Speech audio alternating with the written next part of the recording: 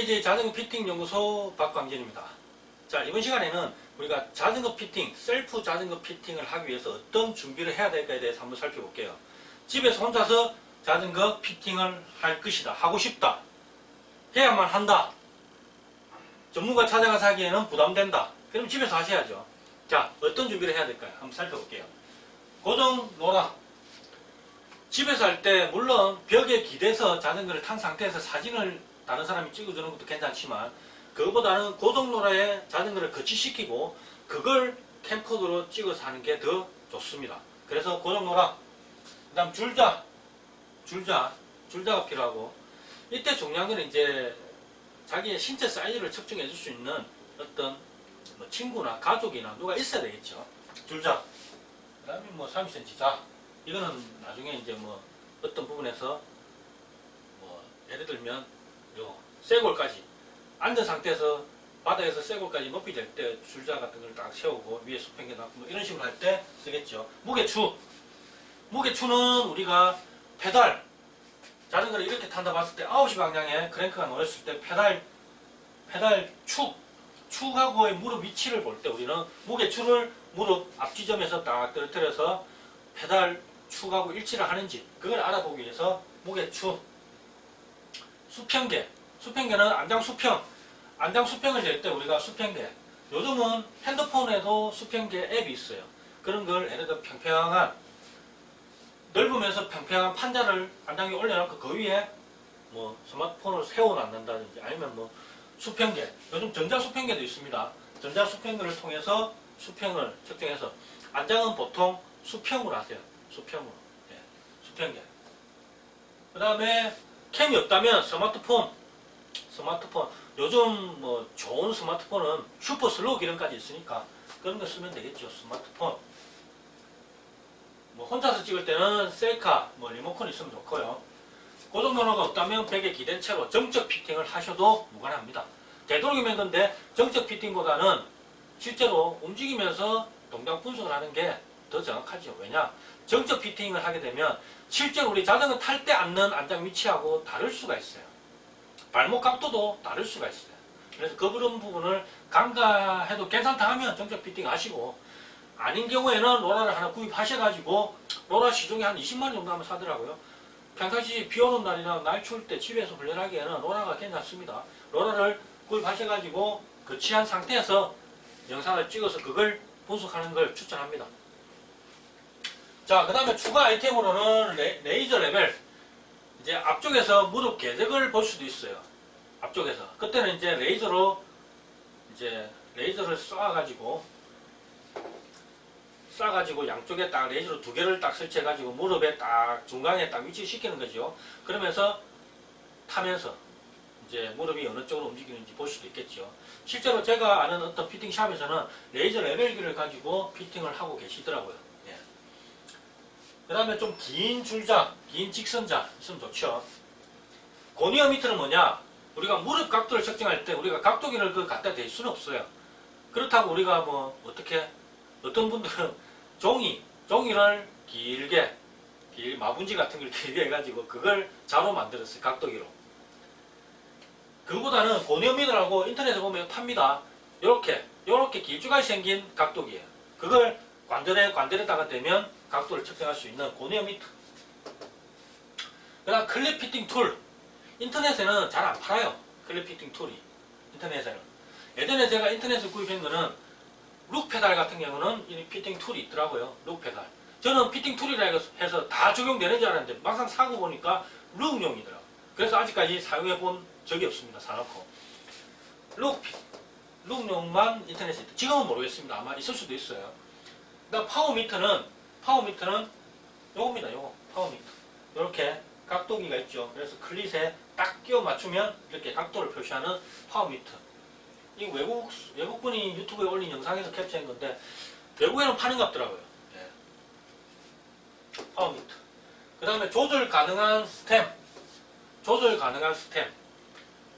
그래서 저는 선수생활 할 때 스템을 사이즈별로 다 가지고 있었어요. 사이즈별로. 근데 이제 만능 스템기라 해가지고 조절 가능한 어떤 스템이 있더라고요. 그게 있으면 좋죠. 근데 일반 동호인분이 그걸 가지고 있기에는 부담이 되죠. 부담이 되죠. 샵에서는 그게 필요할 수도 있어요. 샵에서는. 조절 가능한 스텝, 조절 가능한 안장, 뭐 이런 게 있으면 좋겠죠. 그 다음에 펜, 스티커 이런 것들을 미리 준비해 놓으시고 하시면 좋습니다. 그리고 우리 신체에 어떤 마킹을 해야 됩니다. 신체, 신장, 뭐, 그 다음에 어떤 신체 부위가 있죠. 고관절, 대퇴골, 대전자, 어깨, 팔꿈치, 손목. 이런데 이제 마킹을 해야 되는데, 마킹할 때 어떤 걸로 마킹하냐? 여기 스티커를 적어놨는데, 일반 스티커를 붙이면 잘 떨어져요. 우리 신체에 붙이면. 어떤 게 좋겠습니까? 제가 팁을 알려드릴게요. 인터넷에 보면, 우리 그 뭡니까? 손목이나 발목한테 삐었을 때 붙이는 거 테이핑 어떻습니까? 몸에 잘 붙죠? 테이핑도 색깔별로 있어요. 그래서 저는 추천하는 거는 검은색 테이핑을 구입하십시오. 그래서 그걸 정사각형으로 잘라가지고 그 가운데다가 노란색 스티커를 딱 붙이면 제일 좋습니다. 자, 스티커. 그 다음에 이제 이렇게 준비가 됐으면 이제 동작 분석을 해야 되잖아요. 그냥 눈으로 분석할 겁니까? 각도만 제가 그 분석할 겁니까? 아니잖아요. 그럴 때 쓰는 게 뭐다? 프로그램. 동작 분석 프로그램이 있어야 된다. 근데 다트피스 프로그램은 유료비나 비쌉니다. 그게 1000만 원 합니다. 이거는 못 구입하잖아요. 적어도 캠코더. 이거는 그냥 뭐 디카로 하시면 됩니다. 무료 공개 소프트웨어인 키노베아 2.23 버전, 최신 버전을 다운받으시면 동작 분석 얼마든지 가능합니다. 집에서 혼자 하실 때 이 프로그램을 하시면 됩니다. 몰라서 못했다면 지금 인터넷 검색해 보십시오. 그래가 다운받아서 하십시오. 약간만 노력하시면 얼마든지 프로그램을 사용할 수 있습니다. 그 다음 앱, 스마트폰 앱도 있어요. 마이크 패스트 PB라고 앱도 있고 경사기 앱도 있으니까 뭐 이렇게 수평계가 없다면 앱을 통해서 측정하셔도 무관할 것 같습니다. 자, 이렇게 준비가 됐으면 이제 피팅 하시면 됩니다. 피팅하는 방법에 대해서는 제가 다른 동영상에 올렸으니까 참고를 하시기 바랍니다. 파워미터는 클릿의 어떤 방향을 측정할 때 쓰는 도구다. 실제로 저는 이 장비를 사용합니다. 이 장비. 좌우 수평을 보시죠. 그리고 앞뒤 위치도 이렇게 표시를 하고. 이거 어디서 구했냐고요? 실제로 이거 국내에는 안 팔고요. 예전에 제가 경륜 시합장에 갔는데 그 이제 시합장 안에 샵을 하시는 선배님이 계셨어요. 어떤 선수가 옆에 플라스틱을 불려가지고 쓰지를 못하는 상태에 방치대가 있는 거죠. 물론 이거는 이제 일본에서 직수입해서 가져왔다 하더라고요. 그래서 내가 선배님 이 저한테 파십시오. 그러니까 싸게 제가 구입해서 제가 여기에 클립 플라스틱을 제가 붙였습니다. 그리고 이 각도계 줄서를 각도계하고 3cm 자를 내가 잘라가지고 붙인 겁니다. 얼마든지 좌우, 앞뒤, 위치 측정할 수 있는 장비입니다. 실제로 이 장비가 없다면 어떻게 하겠습니까? 신발 슈즈 2개를 딱 붙이든지 아니면 뭐 이걸 쳐다보면서 이렇게 하는데 이게 정확하겠습니까? 아니죠. 자, 키노베아는 8.15 버전도 있고 8.26 버전도 있는데 최신 버전은 한글도 지원하고 트래킹 기능이 뭐냐면 우리가 무릎에 만약에 각도를 딱 측정했으면 트래킹 기능을 딱 설정을 해놓으면 각도가 무릎이 움직일 때마다 각도가 같이 움직여요. 그러면서 각도가 계속 변하는 거죠. 실시간으로. 그 기능이 있습니다. 그 다음 모션 캡처 기능. 그 각 동영상에서 어떤 내가 필요한 어떤 부분을 사진으로 캡처할 수도 있어요. 트래킹 기능. 그래서 무료 프로그램이라는 게 매력이 있습니다. 무료 프로그램입니다. 이 프로그램이죠. 불러오게 해가지고 이 영상을 불러옵니다. 그래가지고 여기 보면 도구 모음이 있어요. 여기 보면 뭐 각도, 점, 뭐 실선 다 있습니다. 각도, 그 다음 트래킹 기능까지도 할 수 있으니까 그 다음에 이 영상을 저장을 또 할 수 있어요. 그래서 유용한 프로그램이 확실합니다. 자, 또 준비해야 될 게 뭐냐? 저는 이제 자전거 피팅을 하면서 이걸 준비합니다. 일단은 고객님의 라이더의 어떤 성능, 뭐 어떤 자전거 종류, 사이클이냐, MTB냐 뭐 적고요. 그 다음에 신장 측정하게 하고, 그 다음에 라이딩의 어떤 특성, 경력, 최장 오래 한 라이딩 몇 킬로냐, 뭐 그런 부분. 그다음 질병이 있다, 부상이 있다면 어디에 있느냐, 자전거 타는 목적이 뭐냐, 뭐 이런 식으로 필요한 어떤 정보를 얻기 위해서 일단은 제일 처음에 하면 요거하고 요거를 작성하게 합니다. 그리고 신체 사이즈는 측정을 해야 되겠죠. 총 7개입니다. 그 중에 신장은 제가 그냥 물어서 신장 얼마입니까? 적고 나머지는 제가 이제 측정을 합니다. 먼저 바닥에서부터 골반이 아니고 실제는 대퇴골 대전자 그 높이, 신발을 벗은 상태에서 바닥에서부터 높이. 인심이 알고 보니까 이 영어더라고요. 인심. 벽에 딱 기대고, 뒤꿈치를 벽에 딱 대고 기대어 선 상태에서 다랑이 사이에 이제 널찍한 판자를 쫙 올리는 거죠. 왜냐? 널찍한 판자를 대는 이유는 수평, 그 윗부분의 수평을 맞추기 위해서 되는 거죠. 그래서 인심을 측정합니다. 그 다음에 몸통하고 팔 길이, 등을 벽에 대고 팔을 쭉 뻗은 상태에서 몸통하고 팔 길이를 같이 재. 몸통 팔. 그 다음 어깨 손. 팔을 쭉 뻗은 상태에서 이 어깨 볼록 들어간 부분부터 해서 볼펜을 들고 있다면 볼펜까지의 거리.